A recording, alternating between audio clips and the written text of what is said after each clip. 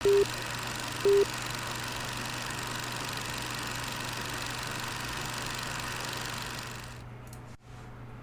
welcome to Experts at EWU. I'm Kent Adams, your host, and my guest, I think, David, for the third time, is Dr. David Line from Eastern Washington University.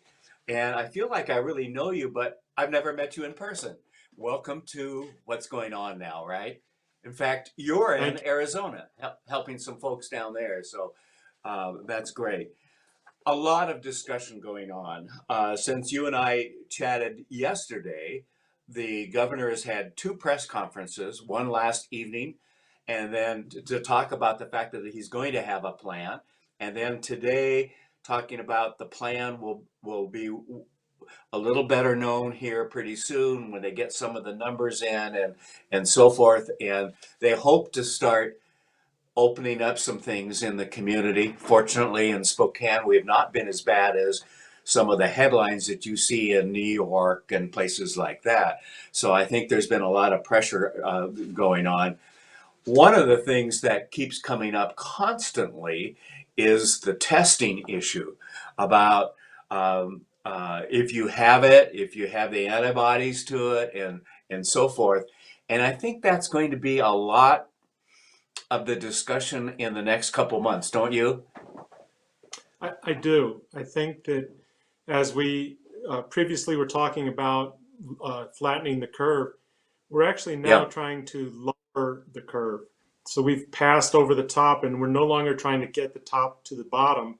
We're now trying to follow that curve and keep lowering it. Best way to do that is to have the most current information. And the curve that we've been talking about is the people that have been infected about 10 days ago. So those that are showing symptoms, symptomatic people, Okay. as well as fatalities. With that, we're actually looking at what occurred, the infections that occurred 5 to 10 days ago. Hmm.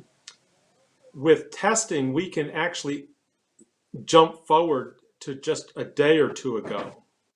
And so if we were to Really? do if we were to do random testing of the community, then we would know who's infected, say, 1, 2, or maybe 3 days ago, depending on how the viral load increases in the person. But the end result is that instead of knowing what happened 2 weeks ago or 10 days ago, we would know what happened 2 days ago. And that's why testing is so important. One of the things you and I chatted about, and you mentioned it, and I hadn't really thought of it, is okay, so testing is available out there at some point on a regular basis, but I go in and get tested. If I am found to be positive and have it, then I'm going to be isolated for a while. So I'm best not to go in and be tested in the first place. And that causes a problem, doesn't it? That does. So it's wonderful that we're all on, well, most of us are on board for testing. What I haven't heard anybody talk about is remuneration or paying people that get impacted by a positive test. I think that the next conversation has to be basically about paid sick leave. If we're not going to have paid sick leave, then we're going to need to have coercion of people getting tested, and that's just a really bad place to go. We crossed that Hmm. bridge in 1905. There was a Supreme Court lawsuit on this, or a Supreme Court decision on this, and the Supreme Court said that the police powers of the 10th Amendment says that we can require people to be vaccinated, in that case against the smallpox.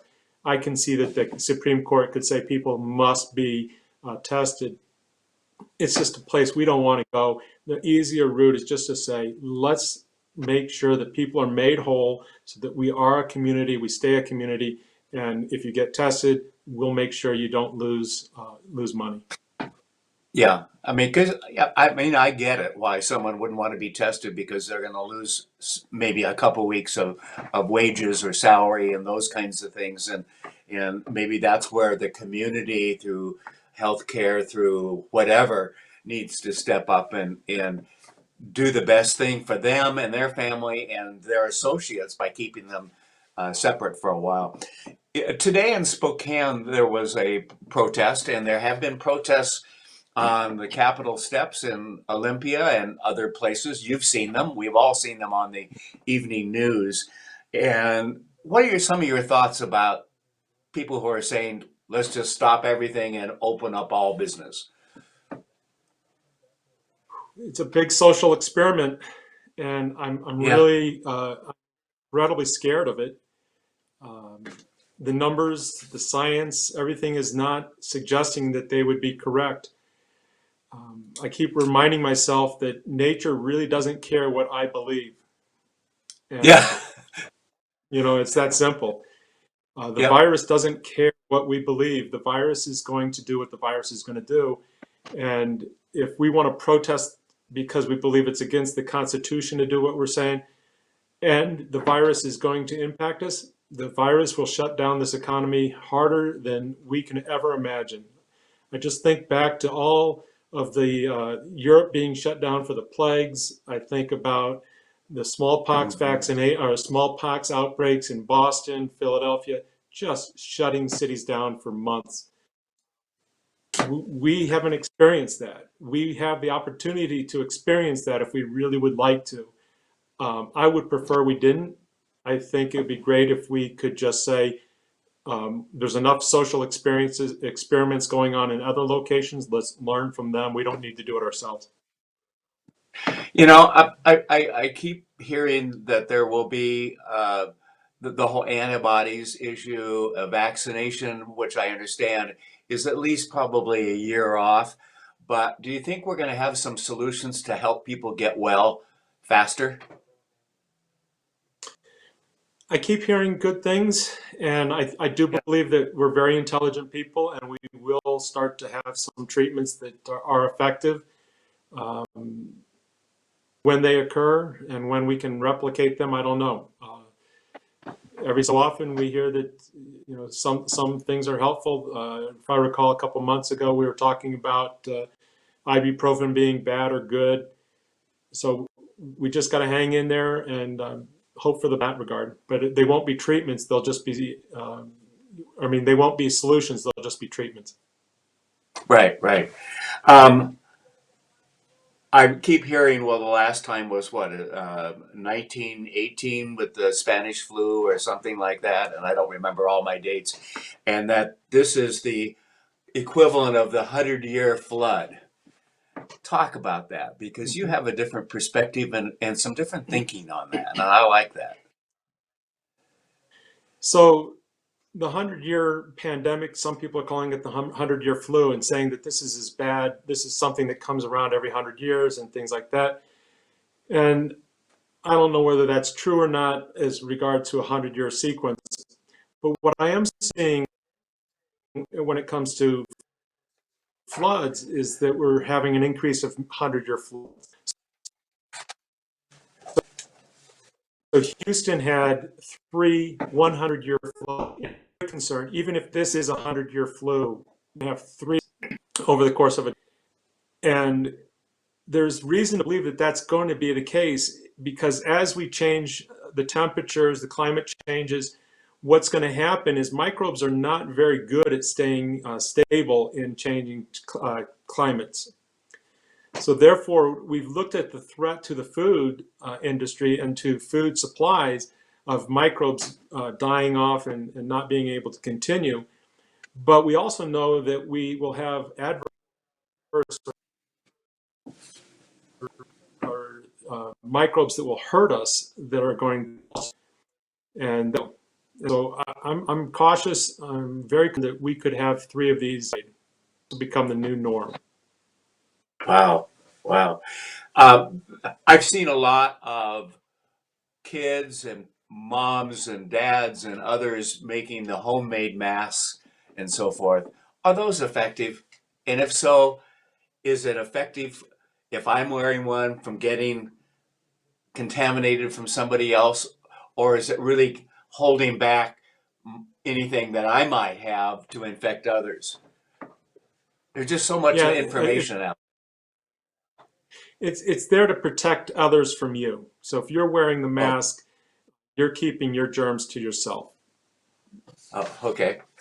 So, well, So my let's put, parents always said, keep to yourself.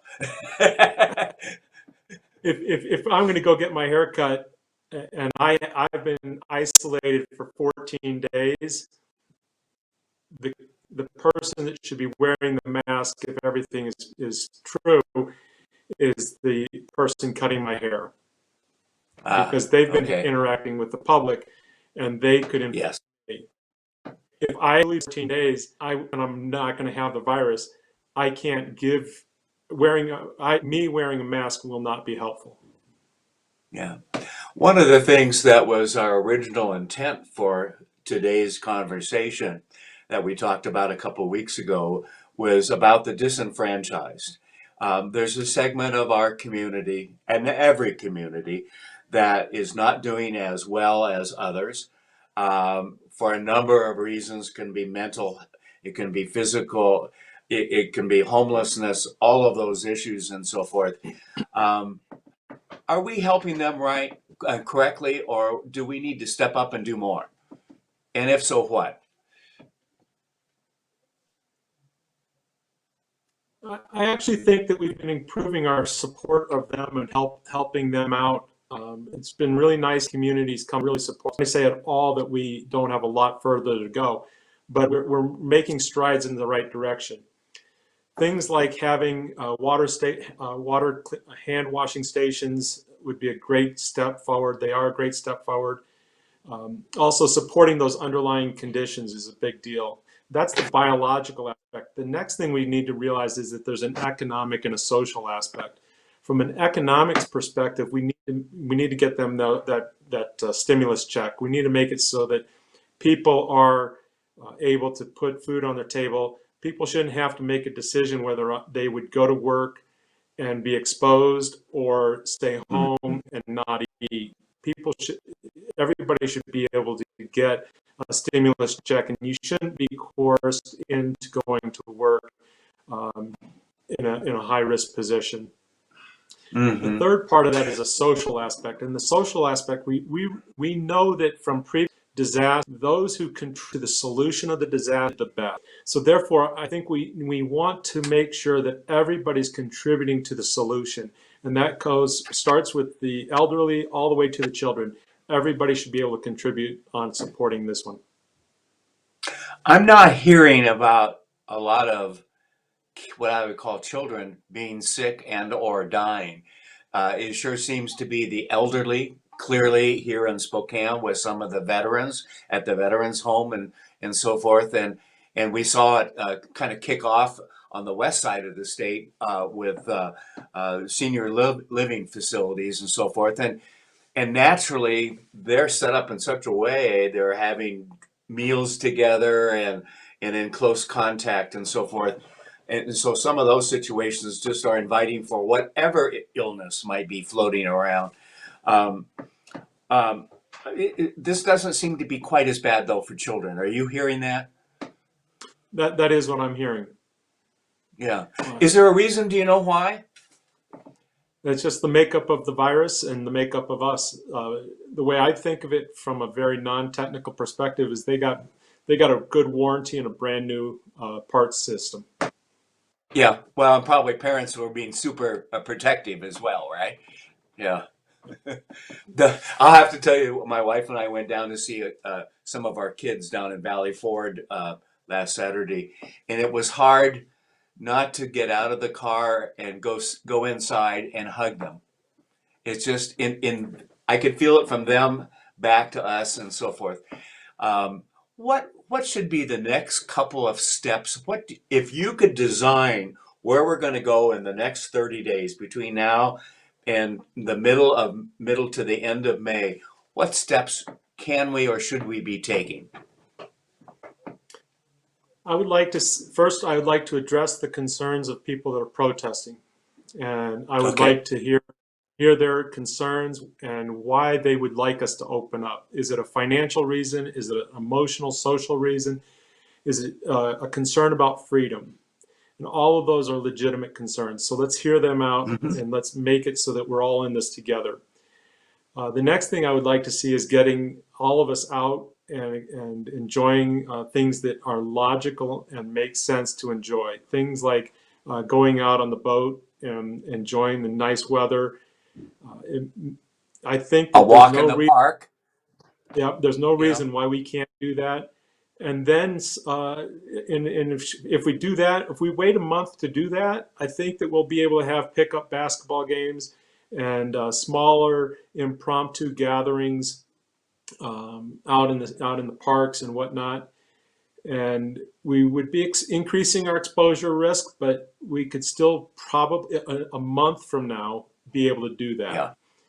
And then that means that over the summer we could have small weddings, we could have gatherings of family and things like that.